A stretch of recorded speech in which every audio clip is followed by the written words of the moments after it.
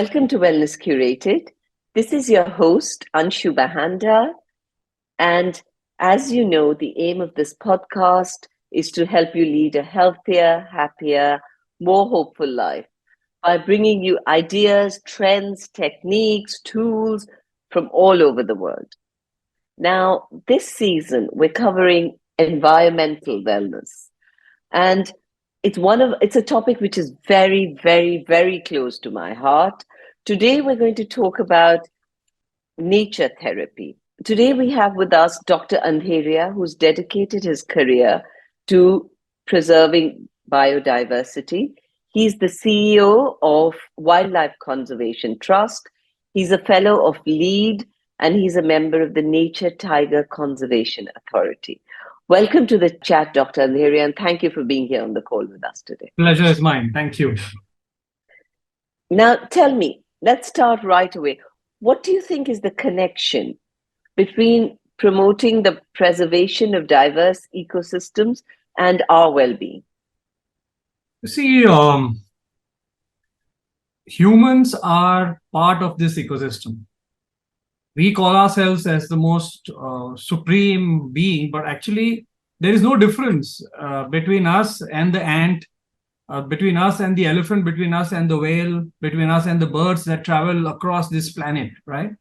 All of us require the same things: water, oxygen, food, and space. Human beings, over the last, I would say 200, 250 years with industrial revolution, we've really moved away from biological fitness and gone to financial fitness.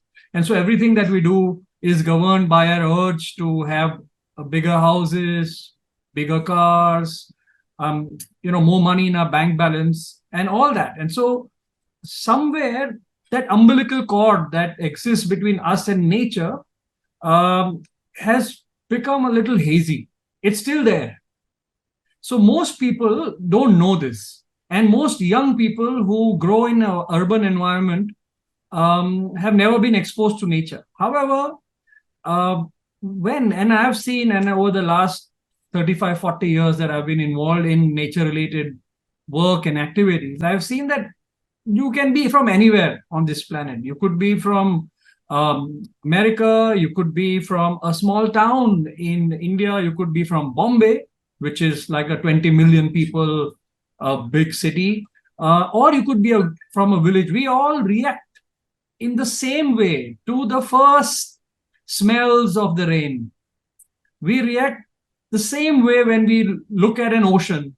We react the same way when we sit next to a stream and listen to the gurgling sounds. So no matter where you are, we are connected because I've seen the same expression on the faces of people from different walks of life. They could consider themselves different from each other, but their reactions are pretty much the same. We become like children in front of nature. And so I think the more you get exposed to nature, the more this awareness of this umbilical cord between you and nature gets strengthened, and the more you feel like doing something for nature.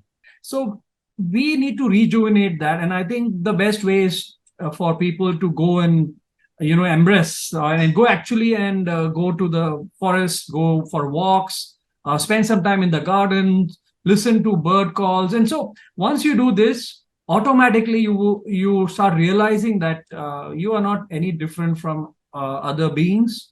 And therefore you will then slowly start talking to yourself and say, I must do something for the environment. And once you start doing that, then of course you will have a more purposeful life than present, because in the present state, you are thinking about yourself, you're thinking about your own immediate family, or maybe a larger family that you recognize. But once you connect with nature, then you become a true global citizen, and then all these things matter to you. And tell me, what is nature therapy today, to put it simply? Nature therapy is, it means different things for different people based on where you are, based on your exposure. I know of people who get scared of a butterfly because they've never seen an insect. I know of a young woman who told me that, when I go to my native place, which is a very quiet place, I don't get sleep because she felt, weird to be in a place which had no artificial sound. And so it means different things for different people. So people, when they talk of relaxation, it will always take them to a place which is quieter, up in the mountains or near the ocean, or which is all green, or it could be, even a desert. So nature, first of all, is not trees. Nature is not ocean. Nature is everything that is natural and not dependent on us. Nature is much, much, much more supreme. We are just one of those million species that live on this planet. So that kind of a connection, once you do that, it makes you a far more humble human being. Yes, absolutely. Now, tell me, in your experience, has spending time with nature helped with the likes of mental health or even increasing wellness in any way? See, my background is I've done my PhD in fluid mechanics, right? I have never studied zoology. I was largely a chemistry, a physics, mathematics kind of a student. I live in Bombay, uh, but I was always interested in nature. I am one of those fortunate human beings who knew very early in life what my calling was. And I started rescuing reptiles, so snakes, when I was in the eighth standard. And then Wow. back then there were no mobile phones, there were no phones actually.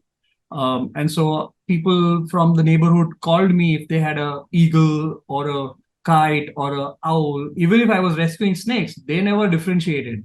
And they could call me even for a scorpion, for a jackal. I have rescued leopards. And so I was fortunate that I was in Bombay. I was fortunate that I knew what my calling was, and obviously the family was worried, but they didn't stop me from it because they thought it's not going to work. They tried maybe, but it didn't work, so they gave in. And so I used to rescue animals, bring them home, and also from very early in my life, I have been exposed to organisms which are other than human beings. So I grew up walking in a mango orchard, which was not very far from my house. I grew up playing in the mud. My grandmother used to tell me, "You will never grow up if you don't get your hands dirty in the mud." She said, if you don't climb a tree and pluck a mango from there, you will not grow up. And if the mango is your neighbor's, then even better. So, see, can you imagine? I didn't understand all that then. But slowly as I grew, I realized what she meant when she said that you don't grow up if you don't get your hands dirty. It means that when you don't get exposed to the elements that actually have made you, you will never know your own bearings. Only when you get exposed is when you realize that actually, um, you know, we are part of this extremely connected world, which has so many different forms of life. They all are living and they all get affected by the same things that we do get affected. And yet they are surviving and they are, in fact, thriving. And whereas as human beings, we are always worried about our future. But think about an ant that walks into your house. Think about a butterfly that's on your garden and probably sipping nectar or from a flower which has been laced with pesticides that somebody has sprinkled there. There are so many such things happening around you. Become so much more aware. You become a far more observant human being. Your self-esteem goes up. There is no doubt about that because you realize that you're not alone. So you're almost telling me that it helps you with mindfulness. It's almost like when you're there in nature, you're in the moment.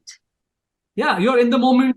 You also are willing to experience things. You are also willing to take the risk. You're also willing to say it's fine if you don't know what's there at the next turn. You don't have to know everything. And have you ever seen people actually use nature therapy, solely use nature therapy to help with mental health? I have no doubt about it. If people don't use it, they must use it. I People feel so good talking to me. I know of so many mothers who bring their children to me and saying that, we've heard your talk. Can you just spend about an hour with my child, if it's possible? Because he or she is very confused right now, and I'm worried about her or him. And so I think definitely if it is not being used, uh, I'm sure it's not being used enough. Uh, in India, definitely it will not be used so much, because I'll tell you, there is a difference in psychology of people who live in India. We don't think of nature as something outside of us. We don't have a meaning or an Indian synonym for wilderness. Wilderness is not something that you go to. We live. So in Bombay, I rescued snakes, right?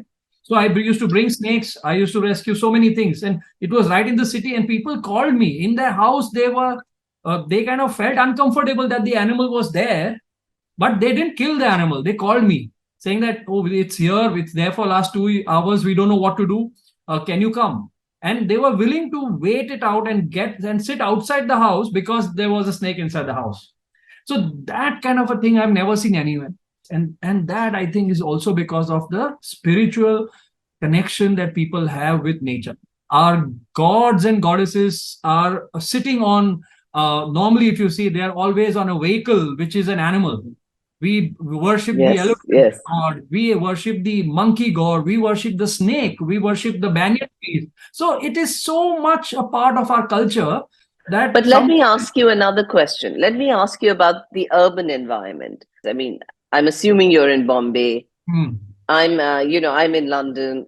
These very busy cities. What is a practical way of incorporating nature therapy into our daily lives? So, like, now it depends again, but I would say always go and take a walk in a green space. It could be, even if it's a garden, even if it's a manicured garden, a public garden, go and take a walk in the mornings when the birds are chirping. Why in the mornings? Because it's cooler. There is much more. There are bees and the birds that are also calling. That environment is very different from how it is in the evening and the afternoon. Do that. Even if you have a small garden outside your house, spend some time gardening. Just connecting with the soils, connecting with those microfauna and the flora there is very soothing. There is that connection. I've seen people, not botanists, but people who keep planting plants in their house. They are slightly different from others. Take short vacations. If you are very busy, there is no harm in going and spending 2 days very, very, I mean, far away from an urban setting, completely a different setting. Not necessarily go to a kind of a tiger place or an elephant place. It could be just a hill station, which is a quieter place with gurgling streams and all that. Spend some time on the ocean, wherever. If you are along the coast, nothing like the ocean, because again, this is again my interpretation, that I have seen the temperament of people in cities which are on the coast, different from people who live in an inland area.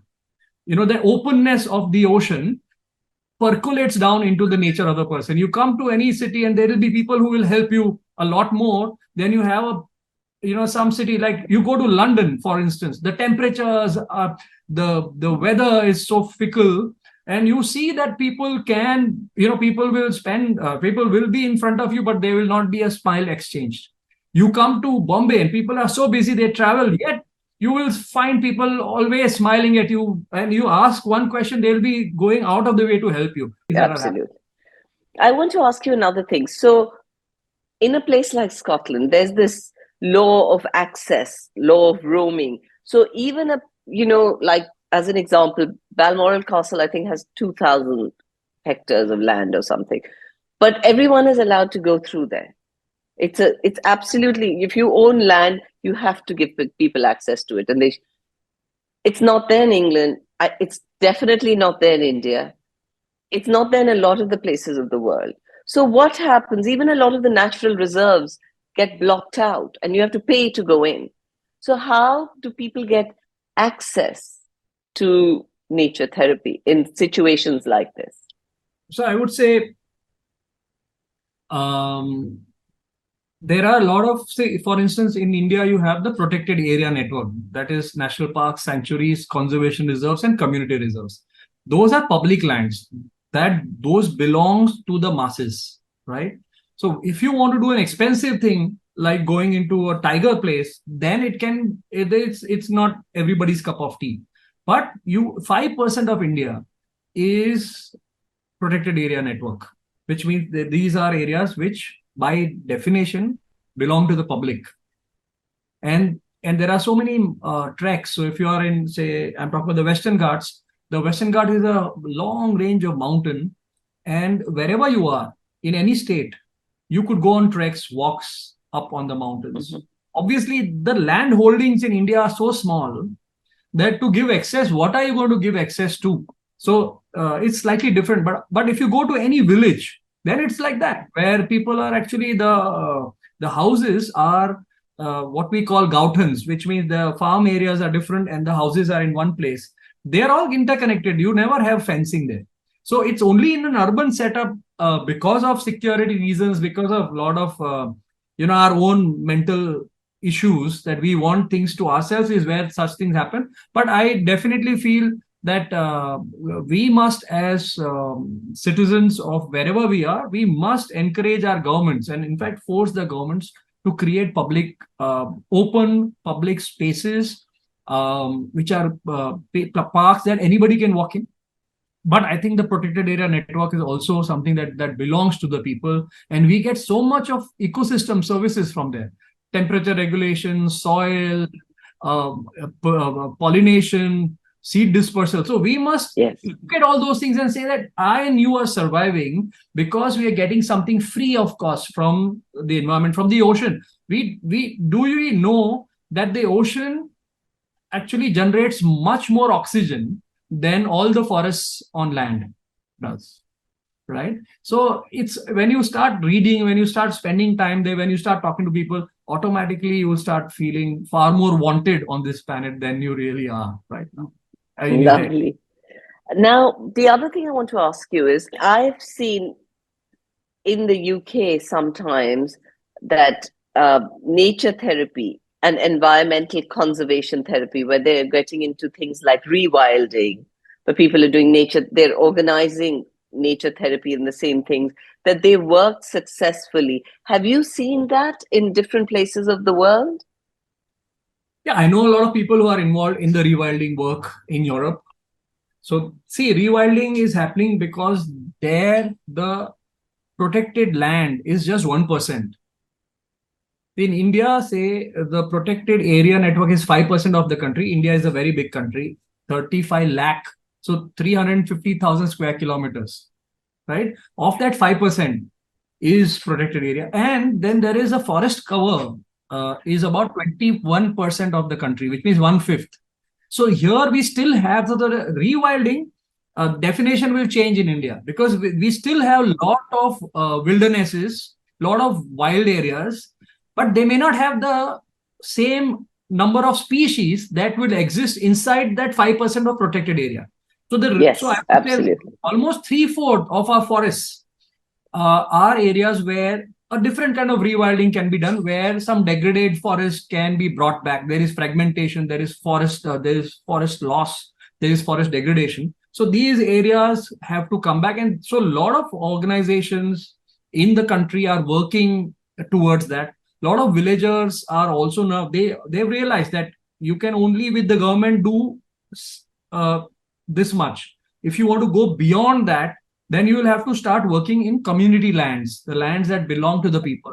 And so in the Northeast, for instance, which is Assam, Arunachal Pradesh, Meghalaya, where people on their own are going to the government and are saying that the area that belongs to them, they want that to be declared as a community reserve. So there are so many cases in India where communities are actually telling the government that just us alone will not be able to protect a particular species. So it could be for a certain species of bird that is not found anywhere else, it is only that area. So the community is gone and said, we want this area to be protected because they know that if that gets protected, they have this unique attribute. More people will come there. It will help their livelihoods as well. Okay. And any sort of guidelines or ethical considerations that you'd recommend to people when they're doing nature therapy? So nature therapy, in my head, nature therapy means that you spend some time in nature and be conscious of the moments that you spend.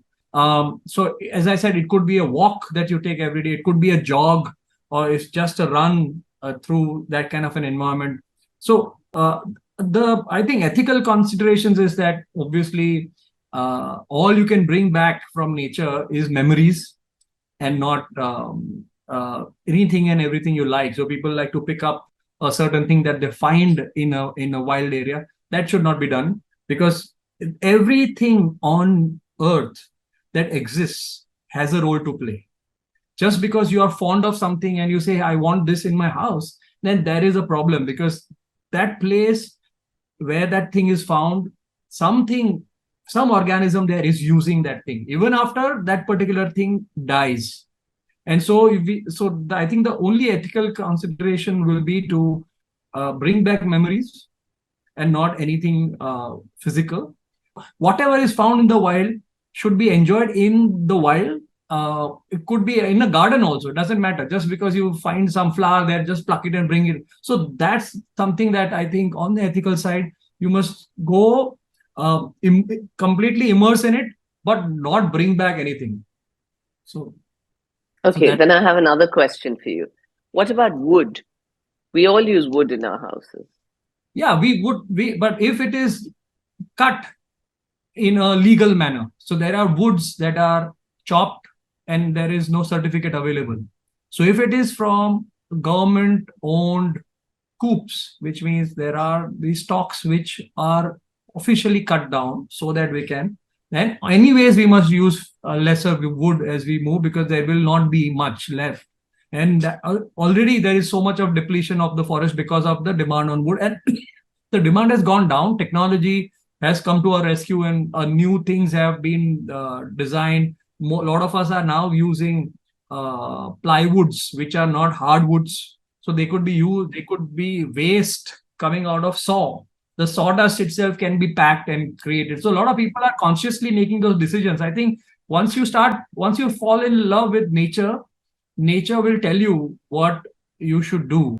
Absolutely. So now tell me about that. Tell me more ways that you've seen people through nature therapy starting to lead a more sustainable lifestyle. So I think once you start connecting with nature, for instance, just think about, I know I'm a diver as well. I go diving in many areas across the world, and I meet people from all over the world.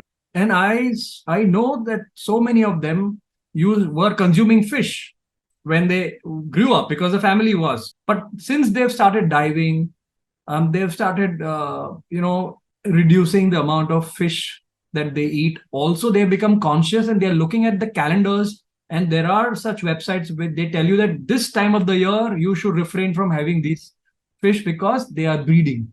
For instance, I will never eat a salmon in India because salmons are not found here.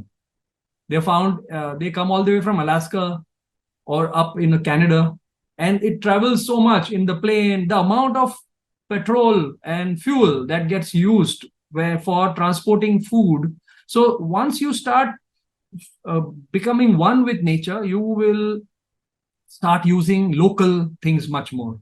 You will go to the artisans and you buy local stuff, which is, you will say, okay, I will, rather than buying silk, which is actually killing silkworms, let me go and buy a particular kind of a weave, which is hand woven, which will help the livelihoods of the communities who are doing this. So they will have a better life, and I will not use any chemical. And see, if you look around, when I was growing up, when I was a child, I have seen less consciousness about nature than I see now. Yeah, the younger generation is very switched on about it. But that's because their parents have realized and they have exposed them to it. Plus, our education systems have also realized. And see, we don't care for what is there in large numbers. When we start destroying things, and once things become from rare to threatened to endangered, is when we start doing something about it. And I've seen choices of the entire family has changed. People have become vegans. So those things I have been seeing, many such things. So now tell me, do you think, given all the things you're saying, can individuals and communities actually advocate for the inclusion of nature therapy in public policies or in wellness policies? Definitely, it should be done. I know of some NGOs who are now working in villages, and as I told you, villages are still around the forest area, so they are already exposed to nature. But in their agenda, their mandate, they are looking at uh, psychological health. They are looking at well-being as an important component, where they actually want to understand. And in fact, in our organization, the Wildlife Conservation Trust, we have social psychologists, three of them now, who actually go out and they talk to different constituencies to understand the affinity of a certain constituency, which could be a villager. What does the villager think of forest? What is nature for that villager? What is nature for a forest guard? What is nature for a city goer? What is nature for a conservationist? Everybody will have their own definition, right? So to understand that affinity, to understand how that has an impact on psychological health, if you are jittery, if you feel angry all the time, if you feel mentally stressed, and that we are in an urban setting or wherever we are working, you can make other people's life very difficult, because we still live in a family. So your stress gets transformed to someone else. So there is a cascading effect. And so a lot of organizations now are looking at mental health. Nature therapy, they don't call it as nature therapy, but they will always take their teams out. So whenever there's a bonding exercise in a corporate world, they will go largely into a place that is green. People have realized, and I think going forward, when we stop having answers to the problems that we create, we have a habit of either, so we have created temples and churches, and we go to God because we don't understand. So when something that we don't understand, we go and talk to something which is abstract, but we think it is not. Similarly, there is a huge and an increasing proportion of people who are now uh, trying to find solace in nature. So this is now started because people have realized Yes. that God is a one-way traffic. You go there, you talk to them, and then you, if something happens as per your liking, then you put it in this bracket. Otherwise, you say, maybe I have not done enough. With nature, it's far more real, where you really go and you feel like a child, and you will have no inhibitions there. You will not be judged. That's the most important thing, and that's why people are feeling, and therefore they're going to nature. And unfortunately, because nature is not easily accessible, it's not so accessible. People really travel so much. So, Mr. Andheria, tell me, as a leader in the world of conservation, and what do you do, or what can be done to raise awareness about the importance of nature therapy and its impact on the well-being, and how can this be used to drive change in society? I would recommend education at the early age. So nature therapy, or you can call it anything, connection with nature has to be built when the mind is still not rigid. And so I think it should definitely be part of the curriculum. Classroom sessions that happen outside um, are a great thing. And in fact, there is a term that's called nature deficient disorder. And a lot of children who are never exposed to nature are actually going through that. And there have been experiments done by scientists, and they've taken two cohorts, and they've actually gone and exposed a bunch of children to education outside. So they've taken them out in a class. The classroom is really opened up, and they're sitting out in the garden. And then they've seen that people who have exposed to nature have a higher self-esteem. They have a better problem-solving capacity. They also, their behavior in the class and the amount of attention that they can give at the lecture is also gone up. And this has been done in a scientific, unbiased manner. And so I think kids have to be exposed to nature. Doesn't mean that the people our age have missed the bus. So as an organization, we recommend people to go, and I'm also on the governing council of Bombay Natural History Society. So we have a conservation education center And there, a lot of people, grown-ups from all over the city come on walks during monsoon. It could be a butterfly walk during monsoon. It could be a certain species that comes in a certain time of the year. And so this is being done um, to engage adults. If there are adults who are listening to us, then they should make sure that their trips, they could go to um, a city for a vacation, but try and take those vacations to wildernесses. Go to Masai Mara, go to the Yellowstone National Park, go to Corbett Tiger Reserve, go to Kamchatka, and if you can travel, and if you can't travel so far, I'm sure there are places around your cities which where you should go and just take. And this one important thing that I've seen, and I've spoken to so many families who take such vacations together. They say that there is nothing more heartwarming or connection building within the family than those vacations where they go as a family into nature. Because when you go to a city, people go and do their own things. They'll go and say, Yes. I want to go shopping. So then some people will love to go shopping. Somebody will go and be in the casino. So even there, it's a vacation, but the family is not together. But when they go for nature, where there is no access to other things, you can't even have access to your mobile network in some places. It is the best time for fathers, the teenagers, to spend time together. Yeah, because in building the connection with nature, you build a connection with each other, which is very, very powerful. So thank you for that. At the end of every session, we do a rapid fire round to summarize the session. So very quickly, name one nature therapy or nature related practice that you've personally found very impactful for your well-being. I don't own an umbrella, and I live in Bombay where it 80 inches of rain all my life, and I love getting wet. So wherever I go, Right.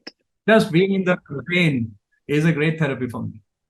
Wonderful. One way we can all get closer to nature today.